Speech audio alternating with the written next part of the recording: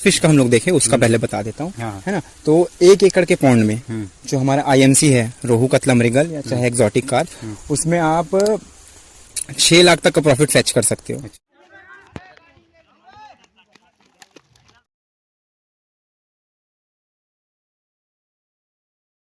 Hello, नमस्कार किसान भाइयों, मैं दीपक कैमरामैन हिमांशु के साथ स्वागत करते हैं आपका हमारे इस यूट्यूब चैनल कृषि व्यापार पर।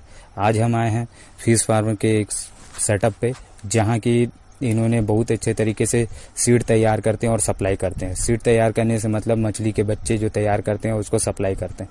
तो आज हम उनसे जानेंगे कि वो किस तरीके से अपने जो तालाब का निर्माण कराया था, उनको कितनी लागत आई थी, किन किन बातों का ध्यान रखा था, उनके खान पान, यहाँ तक से मार्केटिंग के भी जानेंगे। वो सीड भी सेल करने वाले अभी वहाँ पर भी देखेंगे कि किस तरीके से सीड को सेल करते हैं। अगर आपको लाइन पे दिक्कत है, जैसे कि 500 लाइन 600 लाइन का बच्चा, तो उसको भी हम क्लियर करेंगे। तो शुरू से लेकर अंत तक वीडियो में बने नहीं, बहुत ही इंफॉर्मेटिव वीडियो रहेगी। और आगे हम चलते हैं, इस फार्म के ओनर से बात करते हैं, जो कि पूरा डिटेल से आपको जानकारी देंगे। तो चलिए चलते हैं और उनसे पूरे डिटेल में जानकारी लेते हैं कि उनका फार्म कहाँ है, वो कहाँ है, और शुरुआत से अंत तक उन्हें किन किन मुसीबतों का सामना करना पड़ा और वे इस फार्म को कैसे मतलब चालू किए हैं, सभी चीज के बारे में डिटेल जानकारी उन्हीं के पास चलते हैं, बिना समय को व्यर्थ किए। तो चलिए भाई लोग हैं जिनका फार्म है, दोनों एक साथ कर रहे हैं, तो इनसे हम जानकारी लेते कि क्या है। सबसे पहले आप अपना नाम बताइए। मेरा नाम शिशिर महिलांग है। अच्छा। और ये मेरे बड़े भाई हैं। हाँ। मेरा नाम जिनेंद्र सिंह महिलांग है। तो आप लोग कहाँ से हैं? हम लोग प्रॉपर इसी गांव से ही हैं। हाँ। ये हम लोग का पैटर्नल वो है विलेज। हाँ। हम लोग का स्कूलिंग वगैरह और बाकी सब जो पहले का पढ़ाई वगैरह हुआ है सब डोंगरगढ़ एरिया से हुआ है। ये लैंड हम लोग का यहाँ था, तो हम लोग ने यही फिश फार्मिंग का बिजनेस स्टार्ट करा है। तो आपका ये फार्म के कितना एरिया पे है और कौन से लोकेशन पे है? ये जो पॉन्ड के अंदर का एरिया है, हाँ। सब ये अपना 1 हेक्टेयर के एरिया में बना हुआ है। और लोकेशन हमारा है ग्राम चंडालपुर, ब्लॉक बोडला है। अच्छा। और ये जिला कबीरधाम है। अच्छा जी। तो यहाँ पर खाली सीड का ही काम करते हो कि आप मतलब बड़ा फीस भी देते हो ऐसा कुछ? नहीं, अभी प्रॉपर सीड का ही बिजनेस चल रहा है यहाँ। ये फर्स्ट टाइम ही है हम लोग का, इसी साल हम लोग ने स्टार्ट किया है। अच्छा। अब तब से सीड का ही चालू है। तो नंबर नीचे दिया हुआ है, अगर सीड आपको चाहिए कहीं से भी है तो आप इनसे कॉल पे बात कर सकते हैं। तो जैसे छत्तीसगढ़ से बाहर है उनके लिए फिर सीड लेना है तो? जी, छत्तीसगढ़ से बाहर भी ट्रांसपोर्टेशन हो जाता है। एक्चुअल में हम लोग का अभी उतना लार्ज स्केल में बिजनेस नहीं है, तो ज्यादा लॉन्ग डिस्टेंस नहीं हो पा रहा है। लेकिन हम लोग कुछ दूरी में जैसे रहता है, तो जैसे कल ही हम लोग का माल उड़ीसा गया है, MP के कुछ एरिया हो गए और महाराष्ट्र के कुछ आसपास के एरियाज हैं, वहां तक हम लोग ट्रांसपोर्टेशन कर देते हैं। अच्छा। तो जैसे आपका फार्म का नाम बता दीजिए एक बार। हमारे फार्म का नाम है HC फिश फार्म। अच्छा। तो कवर्धा पे है, जो चंडालपुर पे, ठीक है। तो जैसे आपका कितना अभी जो पॉन्ड है कितना है आपका? अभी हम लोग के पास 3 पॉन्ड है टोटल। ये जो पहला पॉन्ड आप देख रहे हैं ना, ये 1.5 एकड़ से थोड़ा बड़ा एरिया है इसका। हाँ। उसके बाद वो आगे का एरिया वो 70 डिसमिल में है। ठीक। बीच में 3000 स्क्वायर फीट का एक एरिया है। अच्छा। और बाकी लैंड बचे हुए उसको भी बाद में पॉन्ड में कन्वर्ट कराने का प्लानिंग चल रहा है। तो जैसे कि इसमें जो ये पहला पॉन्ड है, पहला पॉन्ड में क्या डाले और सेकंड पॉन्ड में क्या डाले? दोनों में सीड का ही स्टॉकिंग हुआ है। इसमें प्योर कतला जो फिश है ना, इसमें कतला के अलावा और कुछ दूसरा मिक्स नहीं है। उसका फिश की स्पीसीज है। और वो वाले पॉन्ड में ग्रास कार्प है। अच्छा। हाँ।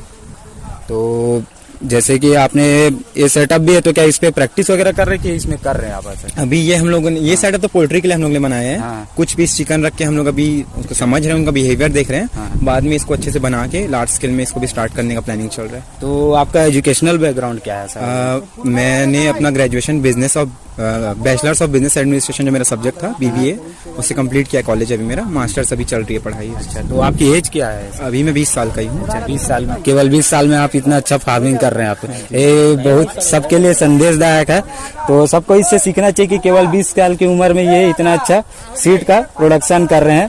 तो अब आगे पूछते हैं इनसे। और ये BSc एग्रीकल्चर के कहाँ से किया? BSc महामाया कॉलेज धमतरी से किया हूँ। अच्छा, महामाया कॉलेज धमतरी से। तो अभी मतलब कंप्लीट हो गया कि कंप्लीट हो गया? BSc मेरा एंट्रेंस का भी चल रहा था। अच्छा। MSc के लिए। अच्छा। तो पॉन्ड प्रिपरेशन की बात करते हैं, तो उससे पहले आप देख लेते कि हम कैसे मिट्टी में बना सकते हैं पॉन्ड को? इसके लिए देखिए, अब जो फिश है, जैसे क्रॉप नॉर्मल हम लोग ले रहे हैं ना, तो मिट्टी चाहिए ऑर्गेनिक, जिसमें ऑर्गेनिक जो मैटर्स है वो बढ़िया रहे।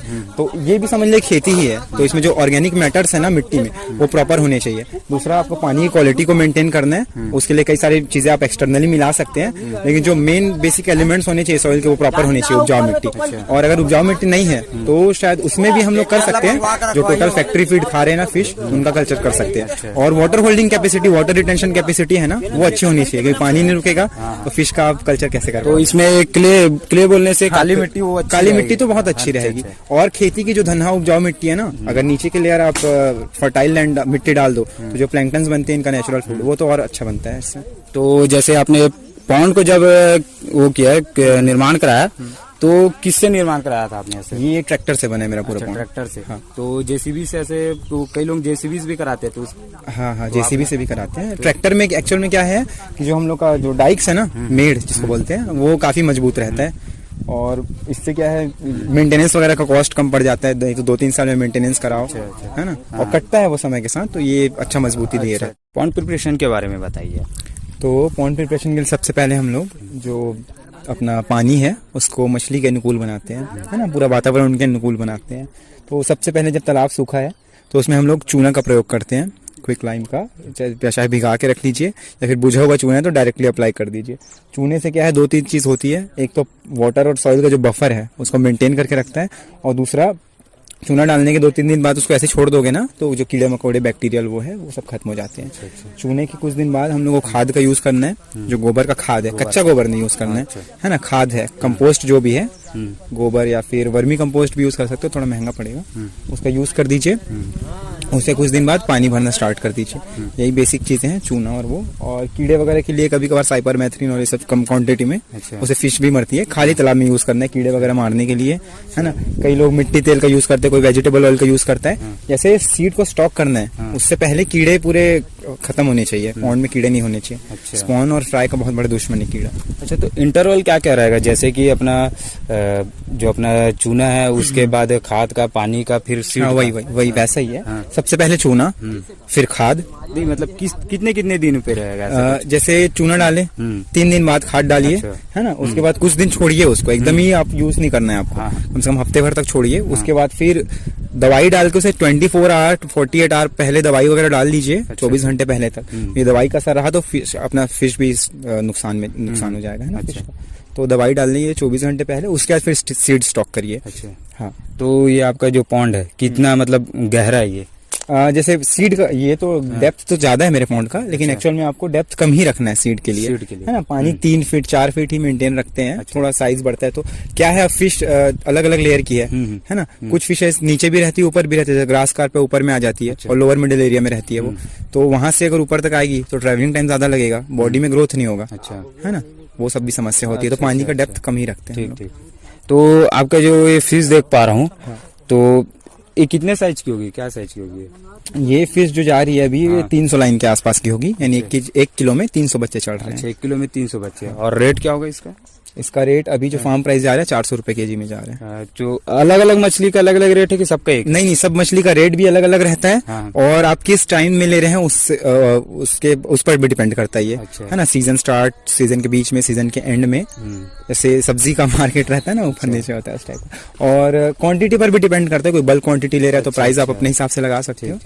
अच्छा, अगर कोई करना चाहे, जो तालाब अगर बनाना चाहे, तो सरकार से किस तरीके से वो सहायता प्राप्त कर सकता है अपना तालाब बनाने में? जी, सरकार जो है काफी सहायता प्रदान कर रही है किसानों को मछली पालन के फील्ड में, है ना। इसमें कई प्रकार की योजनाएं हैं। जो प्रधानमंत्री मत्स्य संपदा योजना है उसके तहत ना कई प्रकार की सहायता देने की कोशिश करे किसानों को, जैसे तालाब बनाने के लिए, बायोफ्लॉक के लिए, RAS के लिए, फीड बनाने के लिए फैक्ट्री का हो गया, है ना। आपको अनुदान में मछली का बीज भी मिलेगा, दाना भी मिलेगा, है ना। कई प्रकार की योजनाएं हैं। मछुआरे भाइयों को जाल भी मिलता है, आइस बॉक्स मिलता है ताकि सेलिंग कर पाए, और पिकअप्स मिलते हैं, बाइक्स मिलते हैं। तो जो फील्ड है ना, ये काफी मतलब ग्रोथ दिखा रहा है पिछले कुछ सालों में। फिश प्रोडक्शन भी अपनी कंट्री में इंक्रीज हुआ है। छत्तीसगढ़ में भी जो हमारा कवर्धा एरिया, यहाँ भी काफी अवेयरनेस फैला है फार्मर्स के बीच, है ना। जितने भी फार्मर्स है, भले ही वो साइंटिफिक टर्म्स को ना जाने, लेकिन उनका नॉलेज जो फिश का है बहुत ज्यादा है। तो ये सब सरकार की तरफ से हम लोग जो भी अनुदान लेना है, तो क्या खुद का मतलब जमीन होना जरूरी है कि हम लोग जैसे लीज पर जमीन ले सकते हो वैसे भी? इसमें 2 क्लॉज हैं। एक तो आपकी खुद की जमीन होगी तो भी रहेगा, प्लस अगर आपके पास खुद की जमीन नहीं है तो किसी भी जमीन में 10 साल का लीज आपको मिनिमम होना चाहिए। अच्छा, हाँ, 10 साल के लीज में आप ये योजना के थ्रू कर सकते हैं। अच्छा, 10 साल का उसमें करना पड़ेगा, लीज होना चाहिए आपको। अच्छा, तो जैसे आपने कहीं से इसके बारे में ट्रेनिंग वगैरह लिया है कि मतलब कहीं से किसी से पूछ के ही किया है? सड़क पूछना और ट्रेनिंग तो चलिए ट्रेनिंग आप ले सकते हैं अगर कोई जानकार आदमी हो तो। स्टार्टिंग में मैंने विजिट पे गया सबसे पहले तो, है ना, अलग अलग फार्मर्स के पास गया, उनकी जो प्रैक्टिसेस है उनको पूछा, सबसे जो भी इंपॉर्टेंट लगा ना और सबको नोट डाउन किया और खुद से ही मैंने अपने मेथड्स और वो सब बनाए। यूट्यूब वगैरह हो गया, उससे भी आप कुछ कुछ देख सकते हो, उसमें तो ज्यादातर बातें कुछ भी कहते हैं लोग, लेकिन अब नॉलेजेबल जो मिल रहा है आपको खुद से इससे देखना है कि कौन सा नॉलेजेबल है, कौन सी काम की चीज लग रही है आपको, वो करना है। थोड़े से बुक्स पढ़िए, है ना, गूगल्स पे आप कई सारे रिसर्च वगैरह जो होता है, ICAR सीफा की वेबसाइट है, उनके ऐप्स है ट्रेनिंग के, वो सब अटेंड करिए। सीफा वगैरह का मत्स्य सेतु करके एक ऐप है जिसको फार्मर्स जो हमारे भाई हैं या फिर कोई नया एंटरप्रेन्योर चालू करना चाह रहा है तो वो देख सकता है। इसमें ऑनलाइन फ्री ट्रेनिंग सब अवेलेबल है। ICAR सीफा जो है ना हम लोग का भुवनेश्वर में, उनके जो साइंटिस्ट हैं उनके थ्रू क्रिएट किया हुआ वीडियो कोर्स है। अच्छा, तो जैसे आपने तो लगभग 2.5 एकड़ पे किया है ना आपने? हाँ। तो अगर कोई उससे कम में करना चाहे तो हो सकता है ये? हाँ, योजना के लिए 2.5 एकड़ का जो हाफ होता 1 एकड़ 25 डिसमिल, अच्छा, है ना, उतने में भी आप योजना को फॉलो कर सकते हो। उसमें बस वही है, आपका सब्सिडी कम हो जाएगा, यूनिट कॉस्ट कम हो जाएगा, अच्छा, हाफ हो जाएगा सब। अच्छा, तो जैसे आपने अभी अगर कोई आपको कांटेक्ट करना चाहे तो कौन कौन सा सीड आप अवेलेबल करा सकते हैं आप? अभी तो खैर हम लोग का सीड का स्टॉक लगभग खाली ही है। अभी हम लोग विंटर्स भी आ गए हैं, हमारे पास उतना स्टॉक नहीं है। हम लोग कतला और ग्रास का ही प्रॉपर सेलिंग कर रहे हैं अभी। IMC के भी सीड का सेल कर रहे थे, लेकिन अभी स्टॉक में हम लोग के पास यही 2 बचा है, वो भी कम क्वांटिटी में ही है। ये बस खाली हो ही रहा है। और देखिए सीड सेलिंग हो रहा है, किस तरीके से गाड़ी में लोड होता है, गाड़ी किस तरह से डिस्पैच होता है, सबके बारे में जानकारी दी हुई है लास्ट में देखिए। और हमारे चैनल को अभी तक से सब्सक्राइब नहीं किया तो सब्सक्राइब कर लीजिए, तो और लाइक ज़रूर कीजिए, ठीक है। और अपने अगर अच्छा लगा हो तो अपने दोस्तों को शेयर कीजिए ताकि उनको भी कुछ जानकारी मिल सके फिश फार्मिंग के बारे में। और आगे देखिए कि मैं किस तरीके से सीड की वेट हो रहा है और किस तरह से सीड अपने पॉन्ड से निकाला जा रहा है और गाड़ी से डिस्पैच हो रहा है। यहाँ डैम के सामने ही डैम है, वहाँ जा रहा है। तो वीडियो को अंत तक नया फार्मर जो आना चाहिए, इस बिजनेस को करना चाहे, वो मतलब शुरुआती में किन किन बातों का ध्यान रखे और किस तरीके से वो शुरुआत कर सकता है और मतलब कैसे अच्छा प्रॉफिट ले सकता है इस बारे में? जी जी, जैसे किसान भाई हैं हमारे, है ना, तो उनको सबसे पहले तो कल्चर फिश में जाना चाहिए, यानी 1 kg की जो बड़ी फिश करती है मार्केट में सेल करना उस पे। क्योंकि सीड का जो है पहले टाइम में आप एकदम वॉल्यूम में लाएंगे और इतने सारे बच्चे हो जाएंगे, आपका पॉन्ड पूरा भरा हो जाएगा फिश से। हम लोगों ने विजिट में गए थे तो कई सारे फार्मर्स को देखे थे जिनके पास मतलब सीड का सेलिंग ही नहीं हुआ है, कई महीनों से, सालों से उनके पास सीड रखा ही हुआ है। सेलिंग का सबसे बड़ा इशू होता है। तो आप पहले कल्चर फिश से स्टार्ट करिए, उसे कुछ समय बाद 1 साल 2 साल बाद जब आपका मार्केट बने ना, उसके बाद सीड का चालू करें। हम लोगों ने पहली बार में किया क्योंकि हम लोगों ने थोड़ा सा स्टडी किया था और उस हिसाब से हम लोगों ने काम किया प्लानिंग के तहत। और नॉर्मल किसान भाई है, उतना ताम झाम कहाँ करेगा, तो कल्चर फिश करें, समय ज्यादा लगेगा लेकिन उसको कम खर्च में रेडी हो जाएगा। जैसे अरहर की फसल होती है, कुछ खाद वगैरह ज्यादा देना नहीं पड़ता, वैसे मछली है, थोड़ा बहुत अपना नॉर्मल कंपोस्ट वगैरह प्रिपेयर करके दे देगा, थोड़ा बहुत घर का जो वेस्ट है वो दे देगा, तो उसे वो धीरे से 1 साल 2 साल बाद भी दे देगा, तो रिटर्न ठीक है फार्मर्स के हिसाब से। लेकिन अगर आपको इसे कमर्शियली करना है ना, तो उसके लिए कमर्शियल फूड देना पड़ेगा, प्रॉपर इनका मैनेजमेंट देखना पड़ेगा, है ना। और कृषक के हिसाब से देखें तो अलग तरीके हैं, अलग पद्धति से करेंगे। और किसी जैसे यूथ को या फिर किसी को एक नया बिजनेस स्टार्ट करना है ना, जिससे उनको एक इनकम का अलग से सोर्स चाहिए, है ना, तो बिजनेस पर्सपेक्टिव से देखे तो फिश फार्मिंग अभी बहुत एकदम हाई ग्रोथ दिखा रहा है और इसमें काफी अच्छा मार्जिन बन जाता है हमारा। अच्छा, तो जो नया चालू करना चाहे, एक पोल्ट्री की भी बात होती है, एक फिश की भी बात होती है। तो किसी के पास कम बजट रहता है तो पोल्ट्री पहले करना चाहे या फिश पहले करना चाहे, अगर दोनों का नॉलेज उसको है, सेम नॉलेज है और दोनों मतलब दोनों में से कौन सा करना चाहे कि हाई प्रॉफिट ले सके वो? जी, अब प्रॉफिट तो सब सारे बिजनेस में ही है, वो मैनेजमेंट के ऊपर रहता है कि आप किस तरह से कर रहे हैं, है ना। तो अगर एक नया फार्मर है, अगर उसके पास इन्वेस्टमेंट कम है, तो मेरे हिसाब से उनको पोल्ट्री से स्टार्ट करना चाहिए। अच्छा। क्योंकि हम लोगों ने पहले फिश से स्टार्ट किया, अभी पोल्ट्री का भी बन रहा है। इसमें जो हमारे फिक्स्ड इन्वेस्टमेंट है वो कम ही लगता है पोल्ट्री में, है ना। आपके पास कोई बैरन लैंड वो है, घर है ना, जिसका यूज नहीं, या फिर हाफ कंस्ट्रक्शन वाले घर है, वहां से भी कर सकते हो, लेकिन थोड़ा वेंटिलेशन मैनेज करना पड़ेगा। अच्छा। और उसमें कॉस्ट भी कम लगेगा आपका, चिक्स का प्राइस हो गया, फीड का प्राइस हो गया। लेकिन फिश में काफी हैवी इन्वेस्टमेंट है, इतना बड़ा पॉन्ड बनाना है ना, ट्यूबवेल्स हो गए, इलेक्ट्रिसिटी चार्जेस लगेंगे आपको, उसके बाद फिश का सीड है वो भी महंगा आएगा, फीड है वो भी महंगा आएगा, तो और समय भी ज़्यादा लगेगा। तो अगर आप पोल्ट्री से स्टार्ट करेंगे तो आपको ये इनकम देते रहेगा। इसी के कैश को आप फीड के लिए यूज़ करें, मेडिसिन हो गया, किसी किसी चीज़ के लिए यूज़ करते रहें। पहले पोल्ट्री कर लीजिए, नॉर्मल भाई किसान भाई जो है, उसके बाद फिश सेक्टर में जाइए। और फिश में मिनिमम इन्वेस्टमेंट कितना करना पड़े तो भी वो मतलब एक अच्छा इन्वेस्टमेंट कहलाए और अच्छा फिश फार्मिंग कर सकते हैं उस पे? अब ये देख देख कर रहेगा भैया, क्योंकि ना देखिए जैसे कोई किसान भाई है ना, अब वो 2 साल बाद अगर यील्ड मिल रहा है बिना कुछ करे तो वो भी बहुत खुश होंगे क्योंकि उन्होंने कुछ किया ही नहीं, है ना। तो फिश का भी वही है, अगर आपको मास प्रोडक्शन लेना है, ज्यादा प्रॉफिट कमाना है, तो इन्वेस्टमेंट आपको उसी हिसाब से करना पड़ेगा। और फीड कॉस्ट जो है फिश फार्मिंग में 70%, 70 to 80% जो कॉस्ट हमारा लगता है ओवरऑल कॉस्ट का, वो फीडिंग पर ही जाता है हमारा। तो फीडिंग की बात की तो फीडिंग बोलने से मतलब किस तरीके से आप फीडिंग देते हैं, मतलब इतना ही हमको फीड देना है ऐसा करके कैसे है?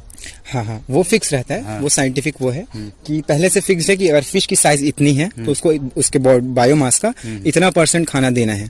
तो जैसे फिश 1 ग्राम की है ना, तो 10% देना है, दूसरे महीने में 8% देना है, 9% देना है, इस टाइप का वो कम होते जाता है। फिश की साइज बढ़ेगी तो ड्यूरेशन है, जैसे बड़ी फिशेस 100 ग्राम के अबव हो गई ना, तो उनको 2 टाइम ही दीजिए आप।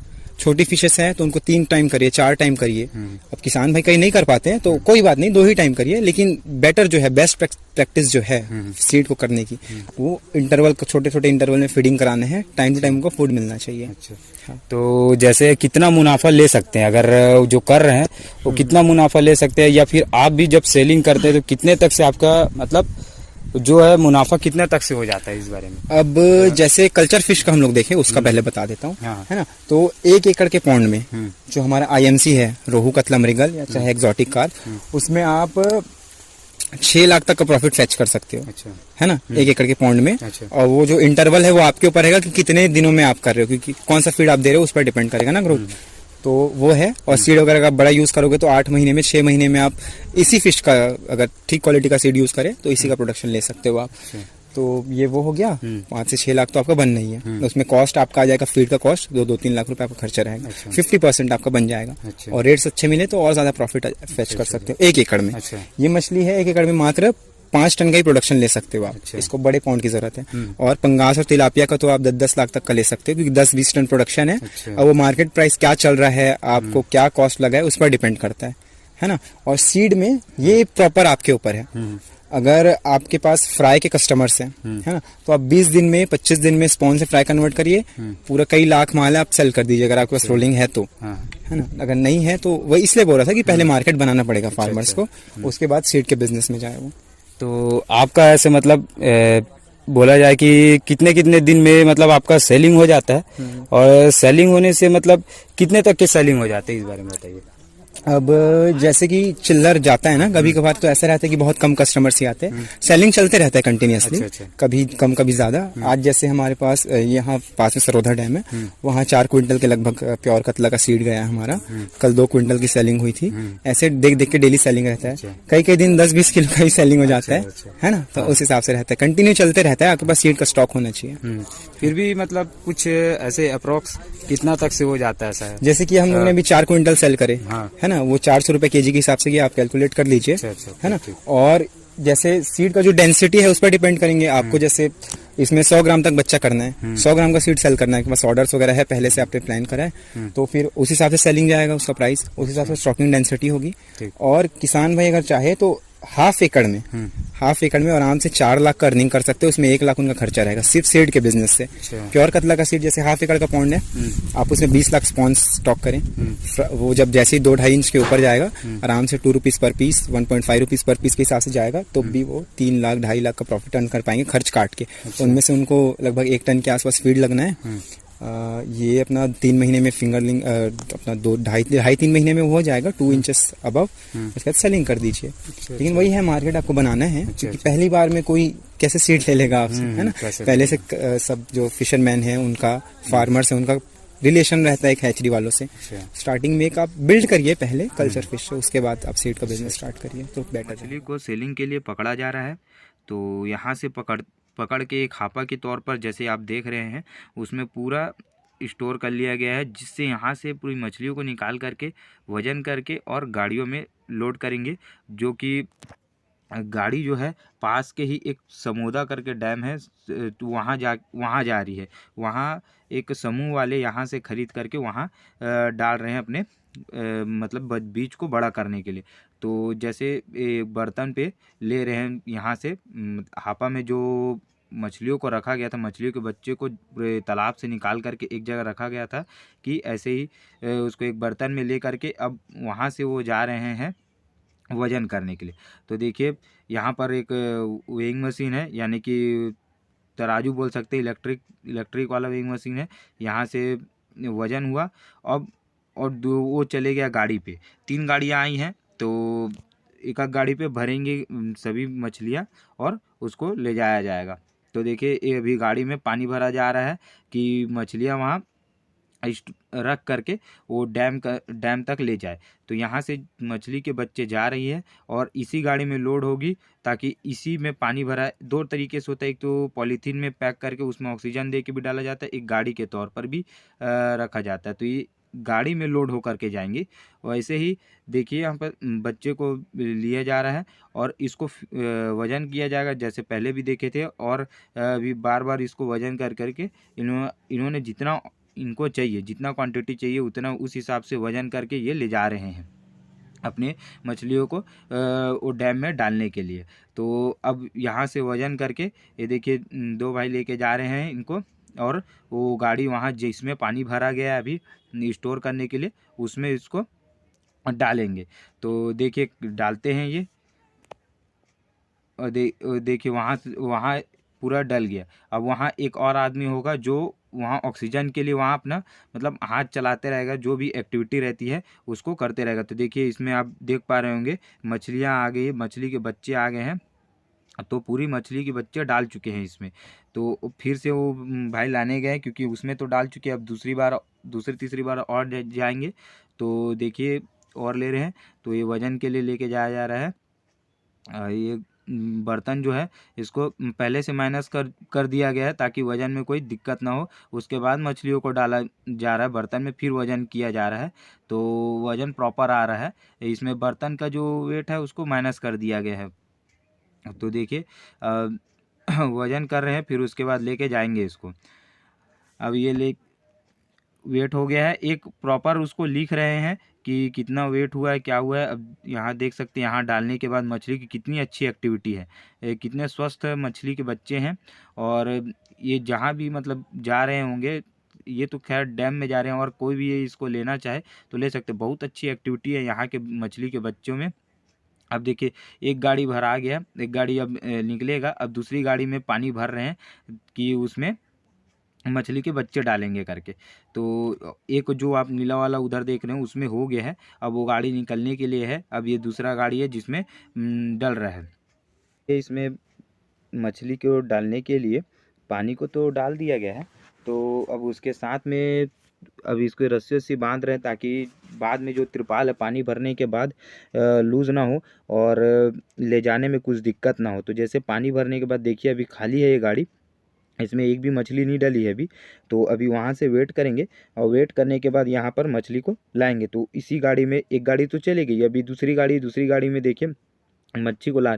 अब मछली के बच्चे की एक्टिविटी हम देख सकते हैं, चाहे वो बर्तन में रहे, चाहे हापा में रहे, चाहे गाड़ी पर रहे। इतनी अच्छी एक्टिविटी आपको जनरली देखने को नहीं मिलती है कहीं किसी भी पॉन्ड में। यहाँ देख सकते हैं आप कितनी अच्छी एक्टिविटी है। और ये लेके जा रहे हैं, जल्दी लेके जा रहे हैं क्योंकि ले जाना ज़रूरी है। जल्दी अभी जाएंगी और गाड़ी में खाली करेंगे उस बर्तन को। तो आप देखेंगे यहाँ पर खाली होंगी तो मछली किस तरीके से खाली होती है। देखिए इतनी अच्छी एक्टिविटी है बच्चे की, सब कूद रहे हैं। कुछ भी ऐसा नहीं है कि बीमार वाली बात नहीं है कि वो शांति से हैं, सब अच्छे से अपना कूद रहे हैं, खेल रहे हैं। तो अब आगे जानते हैं कि फीड के बारे में। अब भाई से जानते हैं कि फीड के बारे में, मतलब इनको कितना खाना देते हैं, किस टाइम पे देते हैं, क्या है, और नेचुरल फूड देते हैं कि अपना जो कंपनी वाला बाकी लोग देते हैं उसके बारे में हम जानते हैं। तो भाई आप बताइए कि मतलब जो आप तो सीड का ही खाली कर रहे हैं, सीड का है जैसे भी है। हाँ, सीड का जैसे है तो बायोमास के हिसाब से हर फिश को ही देना है, सीड हो चाहे बड़ा हो। अच्छा। तो और कम इंटरवल में देना चाहिए बच्चे लोग को। हाँ। दिन में 3 टाइम करा दिए, 4 टाइम करा दिए, ऐसे किसान लोग कराते नहीं है, लेकिन हम लोग को कराना पड़ता है हैचरी में। अच्छा, बच्चे लोग को ज्यादा बायोमास के हिसाब से फिर उसको 10% से चालू तक लेके जाते हैं उसको। हाँ सीड को हाँ। 1-2% से चालू करते हैं। तो आप सीड में जैसे उनको दाना में क्या क्या मतलब कैसे कैसे देते हैं और क्या देते हैं? मेन तो जब बच्चे लाते हैं हम लोग तब तक नर्सरी फीड खिलाते हैं उन लोग बाहर से जो लाके एबीस का। हाँ, और फिर उसमें प्लांटन के लिए हम लोग नॉर्मल जो नेचुरल फूड बनाते हैं उन लोग प्लांटन के लिए यहीं पे प्रिपेयर करके नॉर्मल नर्सरी फीड। और बाकी जो अगर कॉस्ट कम करने के लिए अपने बनाने का तरीका है उसका नेचुरल फूड उसमें इसमें बना सकते हैं अपन लोग। तालाब में प्लांटन है, जू प्लांटन, फाइटो प्लांटन, 2 टाइप से फूड रहते हैं जो फिश लोग जब गिल से अपना लेते हैं उन लोग को वाटर में जब ट्रेवल करते हैं तो अच्छा, उसके बाद फिर वो नेचुरली उनके उसमें फीड में चले जाता है। अच्छा, तो और उसको क्रिएट करना है जैसे तो उसको सड़ा के बनाना पड़ता है। कुछ पैरामीटर रहते हैं उसमें अपना गोबर डाल दिए, खली डाल दिए, ब्रांड डाल दिए, इस टाइप से मिला के उसको प्रिपेयर करना पड़ता है। सड़ाने के बाद प्रॉपर एरिया के हिसाब से डाल सकते हैं उसमें। तो ये सब सड़ा के आप पूरे इधर छिड़काव करते हैं ऐसा? हाँ, छिड़काव करते हैं। लाइमिंग होता है इसमें हर 15 दिन में हमारा लाइमिंग होता है दोनों तालाब में। और फर्टिलाइजेशन बोलते हैं उसको। एक्चुअली जो छिड़काव करते हैं उसको फर्टिलाइजेशन होता है। अच्छा, तो जैसे अब ये जो है सेल आप कर रहे हैं इसको सीड को आज हमारा। हाँ, तो ये जैसे लेके जाएंगे सरोधा डैम है, सरोधा दादर, उसमें जा रहे हैं हम लोग के लोकल मछुआरा लोग हैं, इन लोग ले जा रहे हैं, कतला का सीड जा रहा है। अच्छा, तो जैसे ये लेके जाएंगे, अब लेके जाने के बाद वहाँ कैसे मतलब क्या करेंगे इन लोग? मतलब अभी तो फिलहाल लेके जाएंगे, उसमें ऑक्सीजन के लिए उन लोग कर रहे हैं वहाँ पे प्रैक्टिसेस, कल्चरल प्रैक्टिस जो भी है वो ले जाते टाइम कर रहे हैं। वहाँ जाके फिर उसमें डैम में थोड़ा सा हम लोग का टेम्परेचर मेंटेन करेंगे। फिर ये बड़ा सीड है ना, इसमें कुछ ज्यादा दिक्कत नहीं, डैम के लिए जा रहा है ये। और जैसे ज्यादा छोटा सीड रहने से हम लोग एयर पैकिंग भी करते हैं। दूर ले जाना है तो उसके लिए ऑक्सीजन टेबलेट का यूज करते हैं। बहुत सारी प्रैक्टिसेस भी है जिसको करते हैं। अच्छा, जो फंगल इन्फेक्शन है बच्चे में भी ज्यादा होता है, तो फंगल इन्फेक्शन के लिए जैसे ट्रैवल के दौरान फंगल इन्फेक्शन होता है तो उससे बचाने के लिए मतलब वो पोटेशियम परमैंगनेट के पोटेशियम ये फंगस बैक्टीरिया जितने पोटेशियम परमैंगनेट का यूज करते हैं। पोटेशियम परमैंगनेट जी, वो उसके जगह आप ब्लीचिंग पाउडर का भी यूज कर सकते हैं। ये सब है भी। अच्छा, तो जैसे कि आपने वीडियो देखा तो इसमें हम सीड की बहुत अच्छी जानकारी लिए। भाई हैं और इनके भी भाई हैं, दोनों भाइयों ने मिलकर बहुत अच्छी जानकारी दी और साथ में बहुत अच्छे तरीके से भी कर रहे हैं। तो हमने इनसे पूरी जानकारी ली। अगर आपको भी ऑर्डर करना है तो आप सीधा कांटेक्ट कर सकते हैं, ये आपको दिला देंगे। सीड सब जगह अवेलेबल करा देते हैं हम लोग। छत्तीसगढ़ में तो लोकल अभी हम लोग का चल रहा है, बाकी बाहर भी भेजने का हम लोग का प्लान है अगले साल से, तो अगले सीजन से। अच्छा, बाहर भी हो जाता है ना छत्तीसगढ़? बाहर भी हम लोग अभी किए नहीं है। एक 4-5 डिलीवरी बस किए हैं। एमपी में हो गया, आसपास के इलाकों में। अभी प्लानिंग है हम लोग का बाहर सब जगह करने का। तो ये बाहर भी करेंगे और वीडियो में बहुत अच्छी जानकारी दी है इन्होंने। तो हम यही कामना करेंगे कि इनका ग्रोथ और हो, इनके फार्म की ग्रोथ और हो, साथ ही ये और बाहर करे जिससे इनकम की सोर्स भी हो। तो अभी तक से वीडियो में बने रहने के लिए धन्यवाद।